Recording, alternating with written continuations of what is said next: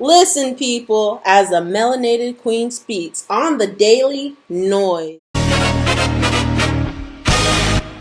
was at work today, and one of I'm just going to say my coworker, Bert made a statement that him and his child's mother had a conversation with her mother, that because the mother made a comment that you're not black. The explanation I was given on that is, she was talking about the color of his skin because he's light. Mm-hmm. And the mother, who is African American, got offended. So the daughter decided, I'm going to play with this and I'm going to think it's funny, and I'm going to say, come on, white boy. To me, whether you're Spanish, whether you're Dominican, whether you're whatever race you may be, know your history before you say, I am not black. The very first mummy ever discovered on this planet was a black woman. Black woman. So if she was the very first, the original, the Aborigines, mm-hmm. How can someone actually say that your origin is of Caucasian descendant? That's impossible. Well, my father used to say, if you're 1% black, you're black. Because back in the day, they didn't discriminate. If you were a little black, you're black. If you take black and add it to anything, if you take pain and add black to it, that black dominates. People are afraid of black because it does dominate. The features, the culture, everything about us is amazing. We're in sports that we're not supposed to be in.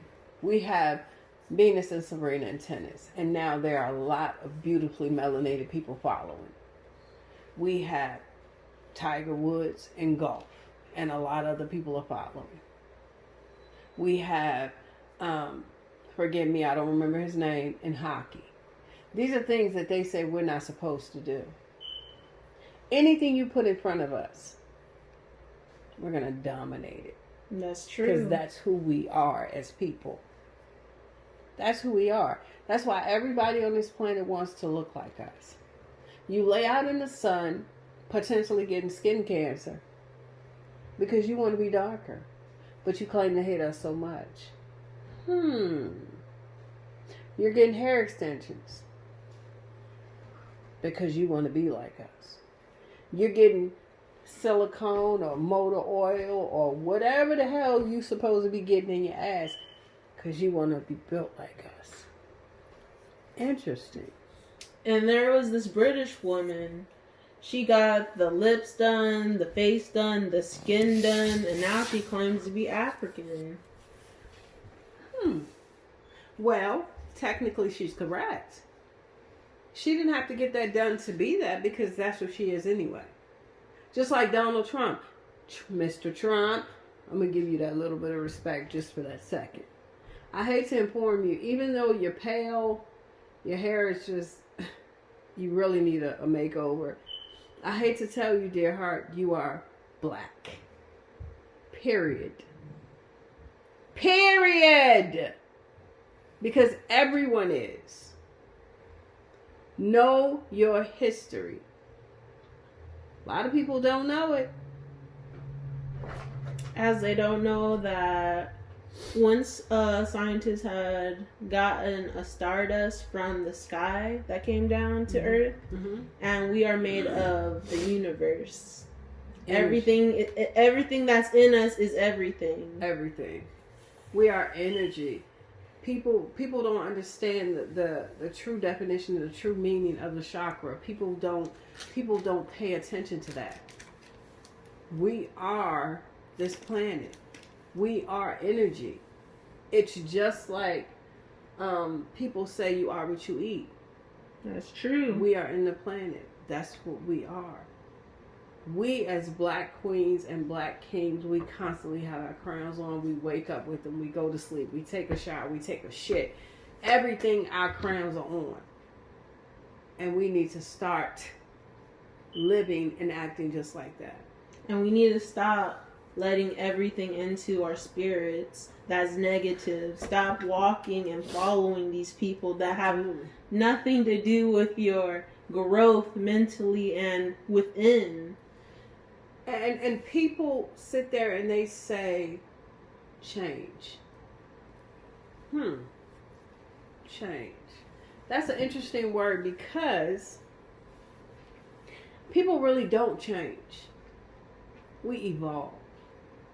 Because evolution is bigger than change could ever be. You change your shoes, you change your clothes, you change your underwear. You want something to be impactful, and that. Exactly. Yeah. And we as beautifully melanated people, this is what I think we need to do as people.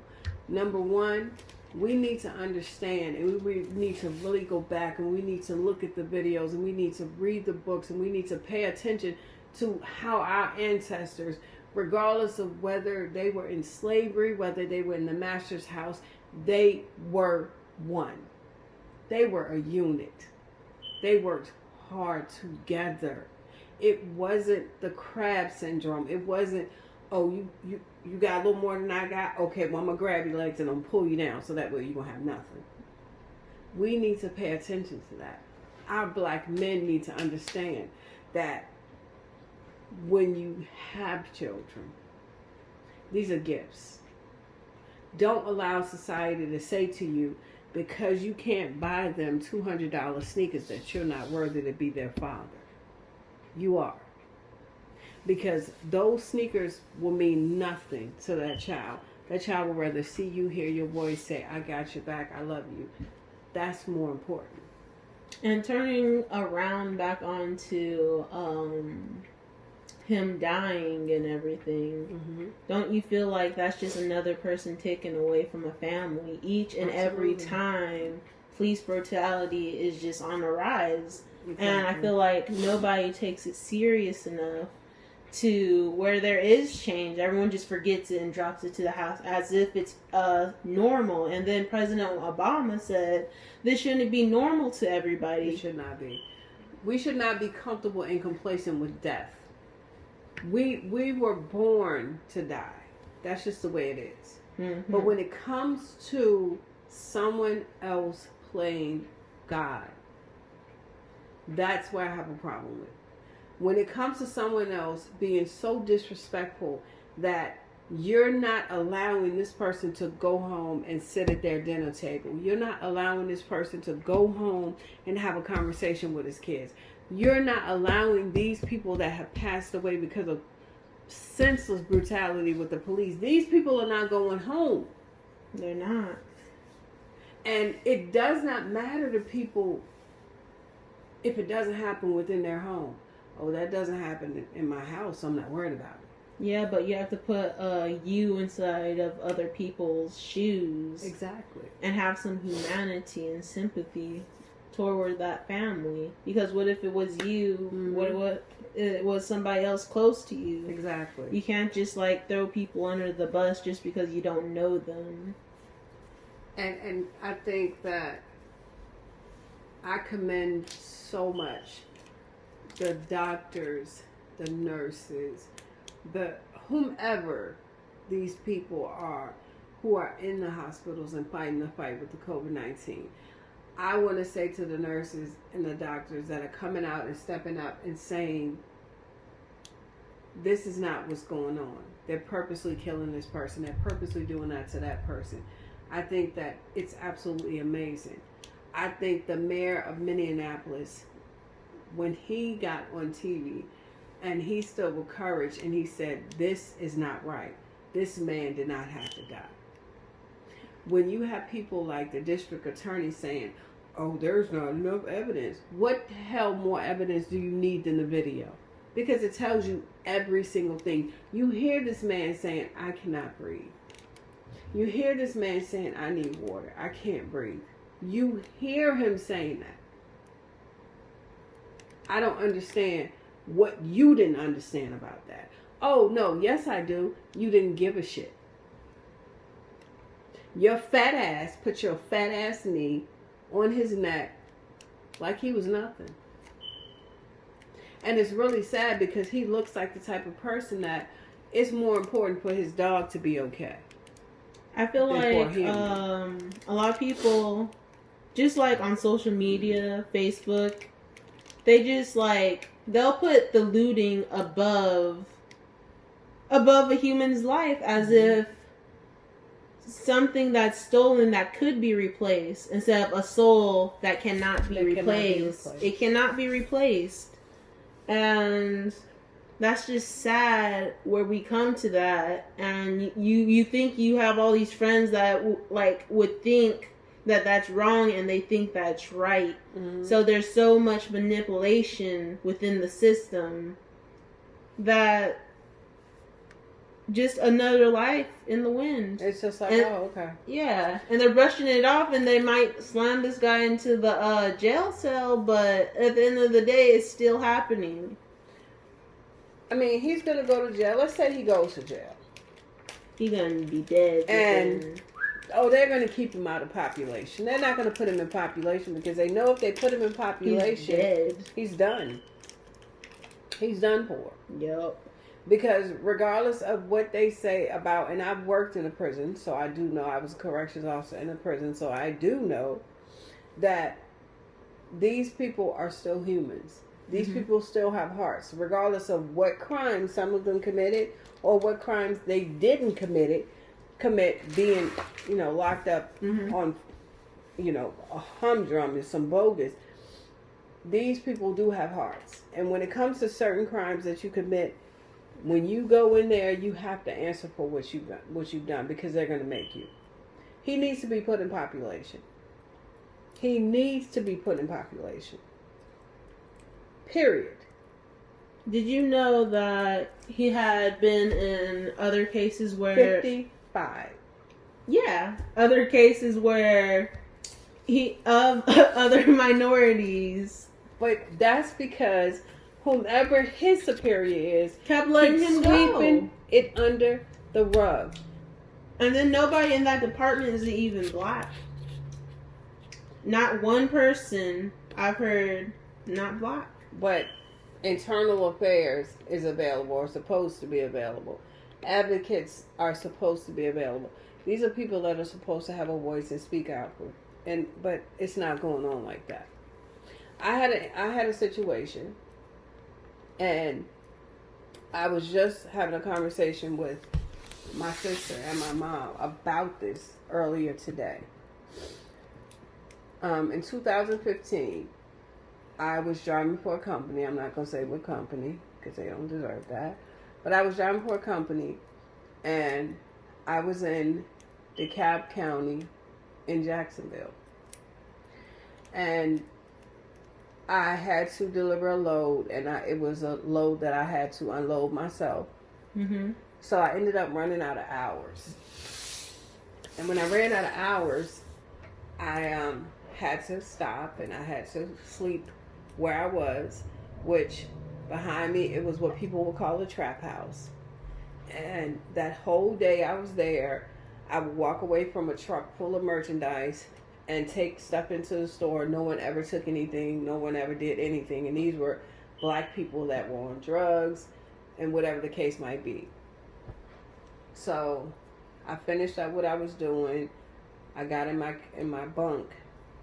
About 20 minutes later, I heard a bang on the door, on the truck.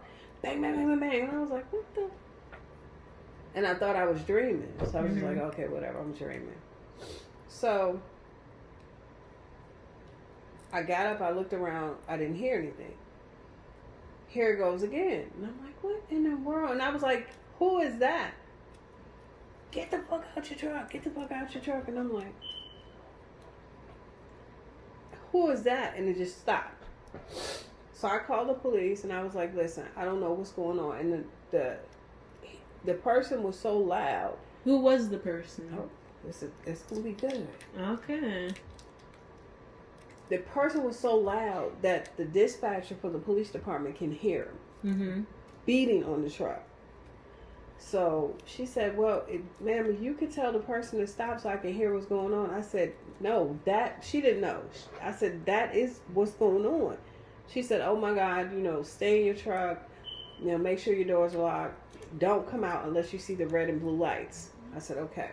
So this went on for about 45 minutes because she said she didn't have anybody in that area. No cops were in that area. They didn't have any cops available.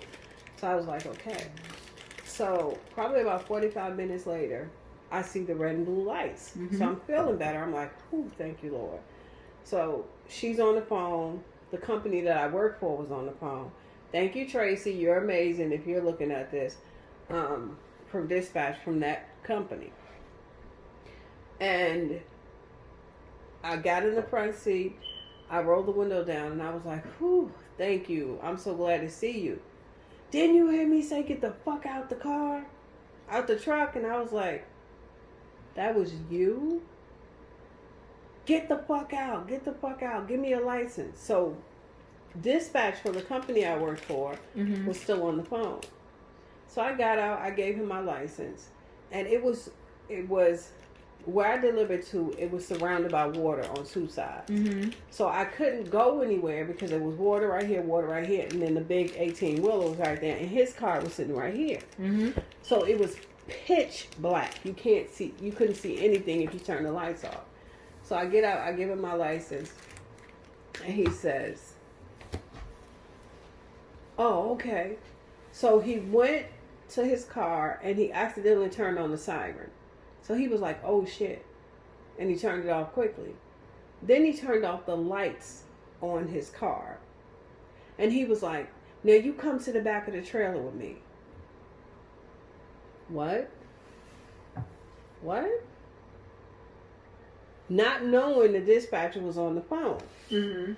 So I'm like watching him and he's holding his gun. And I'm like, what? And I went, and when he cut his lights off, I cut the truck lights on. Because the 18-wheeler lights is so bright and it's just right there, you pull it. And he was like, cut those motherfucking lights off. So Tracy yelled, what is going on? So he's like, who the fuck is that? Get the fuck off the phone and come to the back of the trailer with me. And I was like, no. So she was like, Angela, get in the truck, lock the door. Do not. I'm calling the police department back and I'm telling them what's going on so they can send somebody else. He is livid. He's pissed off. So I get back in the truck. I lock the door. And he's literally out there and he's doing this the whole time with his gun. The whole time. Mimicking, shooting me the whole time. And I'm just sitting there and I'm in tears. I'm bawling because it's just me and him. It's pitch black. It's dark. That's scary. So she called the police. They sent out another cop who was just as bad. Oh my God. Now I'm a black female. These are two white police officers. I'm crying my eyes out because I'm literally terrified. Not too much scares me, but that really did bother me. And so what the company did was they ended up sending a tow truck to tow the whole semi out of there. And she said, stay in the truck until you see the tow truck drivers. I was like, how do I know it's not another? She said, this is our company. They work with us all the time. They know we're good. You don't have to worry. We're going to send them. So they came. It was a black man and it was a Spanish man. So I'm sitting in the truck bawling. So the black man walked to the door and he said, are you okay? And I was like, no. He said, you shouldn't have been right here.